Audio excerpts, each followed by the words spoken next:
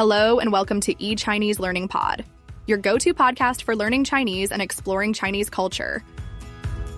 To protect speakers' privacy and enhance audio quality, some or all voices in this episode are created with AI assistance.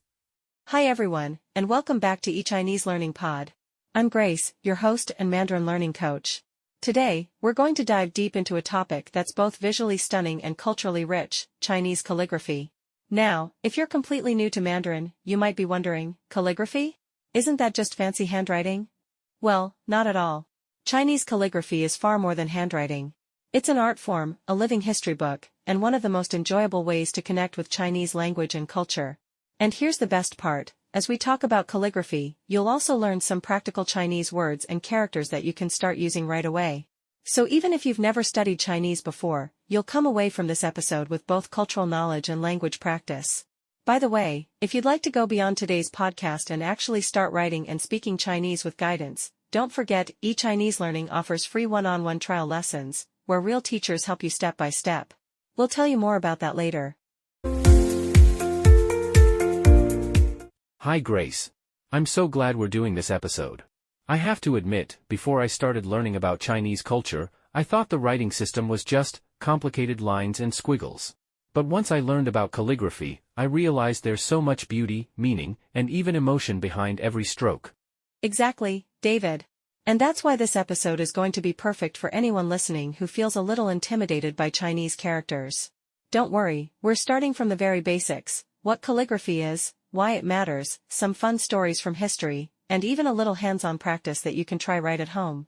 So, are you ready to pick up the brush, or at least imagine picking one up, and step into the world of Chinese calligraphy? I'm ready. Let's go. So David, let's start super simple. Can you explain, what exactly is Chinese calligraphy? Of course. The word in Chinese is shufa. Shu means book or writing. Fa means method or law. So together, shufa literally means the method of writing. But it's not just ordinary writing. Think of it as painting with words. Every stroke has its own rhythm, weight, and flow. That's so poetic. So when someone writes beautifully in China, it's not only functional, it's actually considered art. Exactly. And here's something fascinating, even the way you hold the brush matters. Traditional calligraphy uses a soft brush made of animal hair. You don't grip it like a pencil, instead, you hold it vertically, between your fingers, and your whole arm moves, not just your wrist. Some calligraphers even say that when you write, you should imagine the energy flowing from your heart, through your arm, into the brush, and onto the paper. Wow, that sounds almost like meditation in motion. And listeners, here's a quick language tip. Let's learn 2 basic Chinese words that you'll hear again and again when talking about calligraphy. Be brush or pen. Zi character. So if you ever see someone painting characters, you could say, 他在写字, he is writing characters. Perfect. And listeners, try saying it out loud with us, be brush. Zi character. Great. You're already starting your calligraphy journey. Okay, let's go back in time. David, how far back does this art actually go? Chinese calligraphy has an incredibly long history. The earliest form of Chinese writing that we know of was discovered on oracle bones around 1200 BC, during the Shān dynasty. These were turtle shells or animal bones used for divination. Characters were carved with sharp tools. Over centuries, the writing evolved. Here are the major stages: Jiaguwen oracle bone script, very pictorial and carved. Jinwen bronze inscriptions, cast onto ritual vessels, more rounded. Zhuanshu seal script, used during the Qin dynasty, very formal and symmetrical. Lishu clerical script, from the Han dynasty, more practical for everyday writing. Kaishu standard script, neat and square, still widely taught today. Xingshu running script, a balance between structure and flow. Caoshu cursive script, super free and expressive. That's so many styles. And here's a fun fact: Caoshu can be so abstract that even native Chinese speakers sometimes can't read it easily. At that point, it's less about communication and more about artistic expression. That's like jazz music, improvising and expressing emotion, even if not everyone understands every note. Exactly. And each style reflects the spirit of its time. For example, clerical script became popular when the empire needed efficient record-keeping. Standard script reflects discipline and structure. And cursive script? That reflects freedom, spontaneity, and individuality. Let's fast forward to today. David, how do ordinary people in China still interact with calligraphy? Great question. You'll see calligraphy in many places, festivals, especially during Chinese New Year, when families hang red banners with auspicious phrases written in calligraphy. The most common character is fu, meaning good fortune. Homes, some families decorate their living rooms with framed calligraphy of meaningful words like hexian harmony or jiahong. Schools, children practice writing characters with proper stroke order. Some schools even hold calligraphy competitions.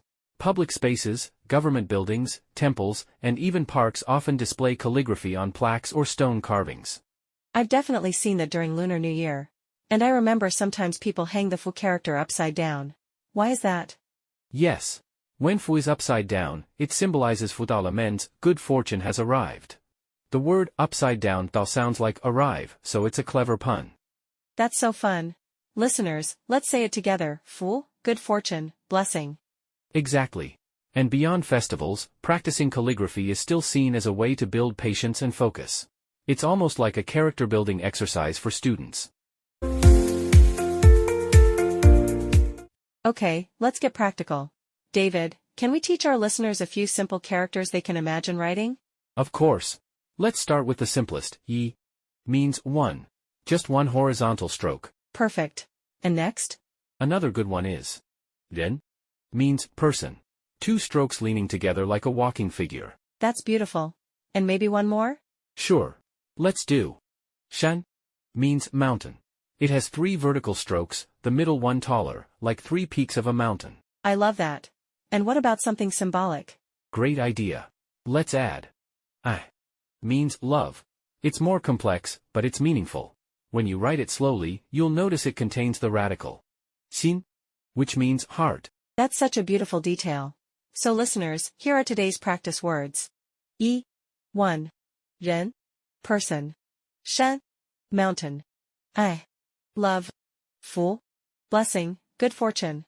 David, do you have any fun or surprising stories about calligraphy? Absolutely.